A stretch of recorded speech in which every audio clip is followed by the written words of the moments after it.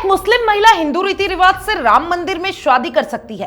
क्या यह सचमुच प्रेम का इजहार है या महज सस्ती लोकप्रियता पाने का राजनीतिक खेल?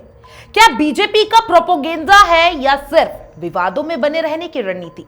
ऐसे ही सवालों से देश गूंज रहा है क्योंकि बीजेपी की बेबाक नेता नाजिया इलाही खान ने एफएम न्यूज पर इंटरव्यू देते हुए खुद खुलासा कर दिया है कि वे जल्दी अभिनेता पुनीत वशिष्ठ से विवाह करने जा रही है। और सुनिए, ये विवाह हिंदू रीति रिवाज से होगा, राम मंदिर परिसर में अग्नि को साक्षी मानकर होगा। नमस्कार दोस्तों, मैं हूं अंकिता शुक्ला और आप देख रहे हैं एफएम न्यूज। इस एक बयान ने जैसे पूरे देश में भूचाल ला दिया है। नाजिया इलाही खान जो मुस्लिम समाज की कुप्रथाओं के खिलाफ खुलकर आवाज उठाती रही है और उनकी बेबाकी के चलते उन्हें कट्टरपंथियों से विरोध झेलना पड़ा, अब खुद एक ऐसे विवाह का हिस्सा बनने जा रही है जो सीधे धार्मिक और राजनीतिक सवालों को जन्म दे रहा है। वही अभिनेता पुनीत वशिष्ठ जो फिल्म और टीवी में पहचान बनाने की कोशिश कर रहे हैं और इस विवाह को करियर का नया मोड़ मान रहे हैं। दोनों की ये दूसरी शादी है, लेकिन जिस जगह और जिस तरीके से ये विवाह होने जा रहा है उससे पूरे देश में बहस छिड़ गई है। एफएम न्यूज के साथ इंटरव्यू में नाजिया ने मुस्कुराते हुए कहा कि हम दोनों ने मिलकर फैसला कर लिया है कि जल्द ही हम अग्नि के साथ फेरे लेंगे। राम मंदिर में हिंदू रीति रिवाज से विवाह होगा, वक्त आने पर सबको आमंत्रण भी मिलेगा। उनके इस बयान ने विवाह की चिंगारी में घी डालने का काम किया। नाजिया के इस खुलासे को लेकर सोशल मीडिया पर सवालों की बाढ़ आ गई है। कोई इसे साहस का प्रतीक बता रहा है तो कोई इसे जानबूझकर किया गया प्रचार खेल कह रहा है। देश भर में कहा जा रहा है कि यह शादी असली प्रेम कहानी से ज्यादा राजनीतिक पब्लिसिटी पाने का तरीका है। कई राजनीतिक विशेषज्ञ कहते हैं कि यह पूरा मामला बीजेपी की राजनीति हो सकती है, जिससे हिंदू मतदाताओं में पार्टी की पकड़ मजबूत और मुस्लिम कट्टरपंथियों में विरोध को भूनकर धार्मिक ध्रुवीकरण पैदा किया जा सके। कुछ का कहना है कि यह शादी सांप्रदायिक सौहार्द का संदेश दिखाकर असल में राजनीतिक लाभ पाने की चाल है। वहीं सोशल मीडिया पर कई लोग लिख रहे हैं कि यह स्पॉन्सर्ड स्वयंवर है, मीडिया में छा जाने का एक तरीका है। राम मंदिर का चुनाव भी कोई संयोग नहीं है। राम मंदिर परिसर में शादी का मतलब सीधे धार्मिक भावनाओं को छूना है। लोगों का कहना है कि नाजिया और पुनीत विवाद पैदा करने का तरीका अपना रहे हैं।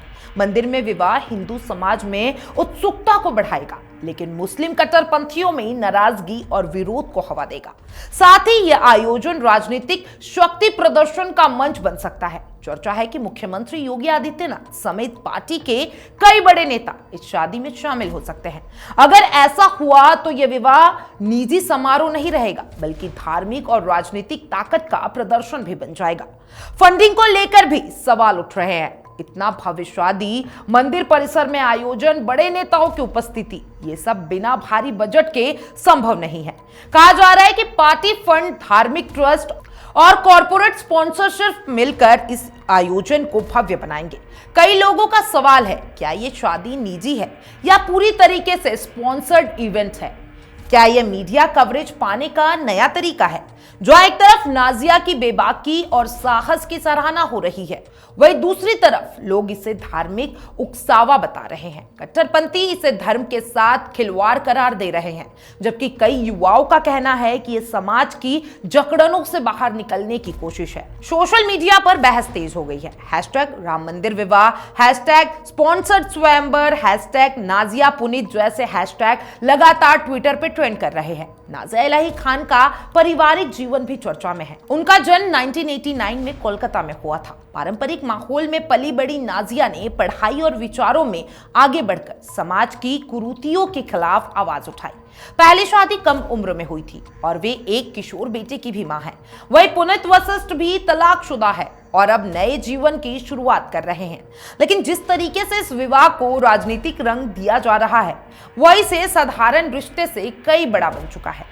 आज यह विवाह व्यक्तिगत निर्णय से काफी आगे निकलकर धर्म, राजनीति, मीडिया और समाज की टकराहट का प्रतीक बन गया है। नाजिया और पुनीत का यह कदम सवालों की बौछार बन चुका है। कोई इसे महिला अधिकारों की जीत कह रहा है, कोई इसे धार्मिक तनाव बढ़ाने की साजिश। लेकिन एक बात साफ है, एफएम न्यूज पर नाजिया का यह खुलासा इतिहास में दर्ज होने वाला क्षण बन चुका है। आखिरकार दोनों बालिग हैं और अपना जीवन खुद तय करने के लिए स्वतंत्र है।